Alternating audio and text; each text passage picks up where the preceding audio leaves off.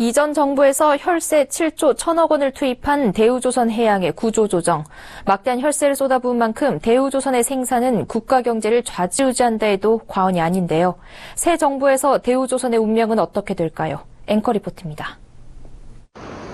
생사의 위기에 놓인 대우조선해양이 새로 출범한 문재인 정부에서도 회생의 기회를 얻을 것으로 보입니다. 문 대통령은 선거 과정에서 한국조선업은 세계 최고의 기술력을 갖춰 훗날 다시 한국의 효자 산업이 될 것이라며 대우조선을 비롯한 국내 조선해운 산업을 살리겠다고 강조해왔습니다. 아울러 대우조선 부실의 원인 분석과 책임 규명도 반드시 뒤따라야 한다고 말해 대우조선을 살리면서도 부실의 책임은 물을 것으로 예상됩니다.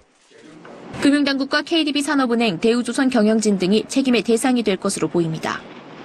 앞서 더불어민주당 선대위 비상경제대책단은 주 채권은행이자 대주주인 산업은행이 대우조선 사태에 제 역할을 하지 못했다면서 정부와 대우조선, 채권단 등에 대한 책임 소재를 분명히 가려야 한다고 한 바 있습니다. 실제 대우조선의 구조조정이 진행되는 와중에도 대주주인 산업은행은 대우조선의 회계 부실을 인지하지 못했습니다. 산은의 최대 주주는 정부란 점을 감안하면 결국 구조조정을 관장해야 할 정부가 대우조선의 부실을 넉놓고 보고 있었던 셈입니다. 문 대통령은 조선업을 살리겠다는 방향만 제시했을 뿐 구체적인 방법론은 내놓은 적이 없습니다. 다만 과거 정부가 금융당국을 위주로 구조조정 방식을 내놓은 것과 달리 당국의 역할은 축소할 것으로 예상됩니다. 구조조정 정책 결정을 금융위원회가 주도한 탓에 산업정책 전반에 미치는 영향은 고려하지 않았다는 게 문 캠프의 판단입니다. 최근 조선 3사가 모두 1분기 영업 흑자를 내는 등 조선업계 업황은 개선되고 있습니다.